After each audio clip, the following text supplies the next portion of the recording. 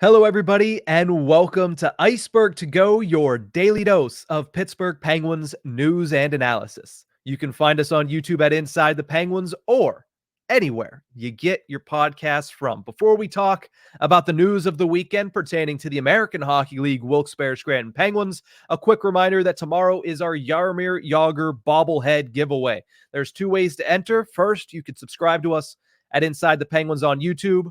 Screenshot that proof of subscription and post it under the pinned tweet at Ice-Burgh Podcast. And for a bonus entry, leave a 5-star review on one of Apple Podcasts or Spotify. Same rules apply. Screenshot it, post it at Ice-Burgh Podcast under the pinned tweet. And the winner will be selected tomorrow during our Tuesday live stream around 4 p.m. But let's get into business. Let's get into the biggest news surrounding the Pittsburgh Penguins throughout the weekend. And that was the end of the season for the American League Wilkes-Barre Scranton Penguins. They were swept 2-0 in their first round series against the Lehigh Valley Phantoms. They had a 3-1 lead going into the third period on Friday of game 2, but they blew that lead and ended up losing in overtime, bringing their season to a conclusion. And 48 hours after that, the Penguins announced that they will not be renewing the contracts of head coach J.D. Forrest or assistant coach Kevin Porter. Forrest had been the head coach since Mike Vellucci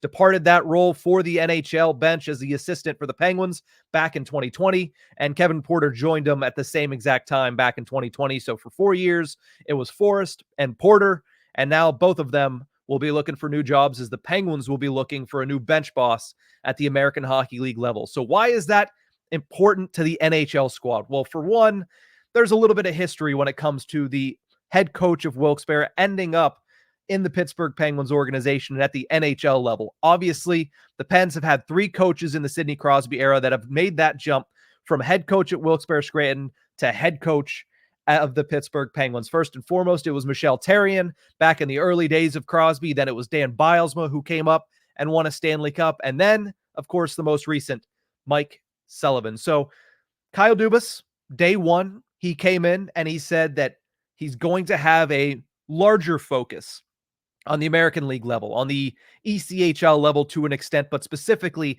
that American League level, trying to compete for the Calder Cup as the Toronto Marlies did under his tutelage for several years. So he's trying to bring that portion of the organization and lift it up to help add to the NHL roster, to give players at the American League level those games where they can play and have games of very big importance, play in games that have a lot of meaning late into the season, into the playoffs, trying to get them used to and accustomed to big game feels. So that's what he wants.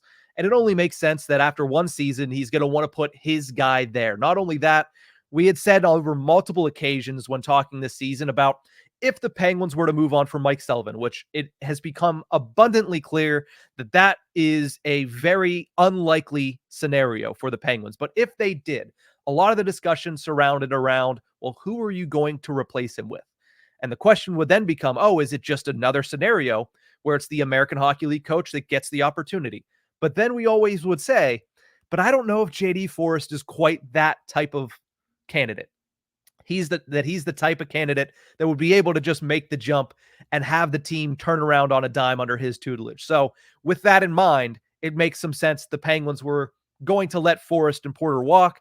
So Dubas and Jason Spezza, assistant general manager, and the one that is heavily involved with operations down at the American Hockey League level, are going to put into place their own guy. But what does that mean also for the NHL assistant coaches in Todd Reirden and Mike Vellucci? A lot of talk about both of these two, where they stand as far as the organization is concerned after back-to-back missed postseasons, and specifically when you look at Todd Reirden with how that power play performed and how that defense performed over this season. You look at both Reirden and Vellucci, they signed 2-year contract extensions back in 2022.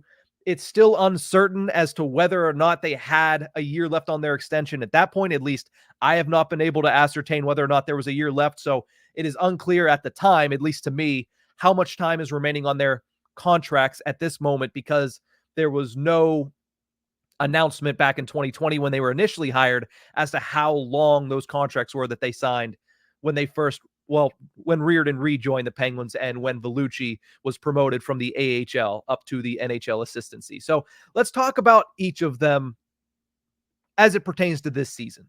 It's unknown if they have time left on their contracts, but at the same time, you look at what Todd Reirden has done. He is obviously the GOAT in a bad sense for the Penguins. He's the one that everybody looked at for the failures on the power play. He's the one that everybody looked at for the failures the past 2 seasons on the defense.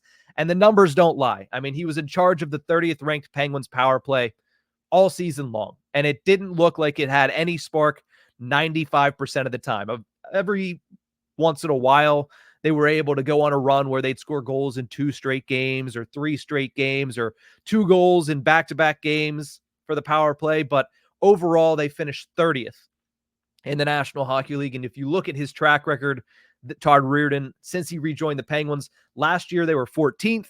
The year prior to that, they were 19th.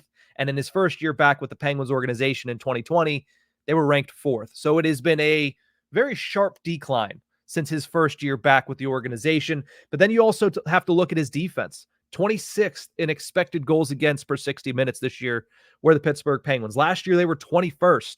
In 2021-22, they were the best that they've been under him at 6th. But even the year prior to that, they were at 13th. So again, a mixed bag there.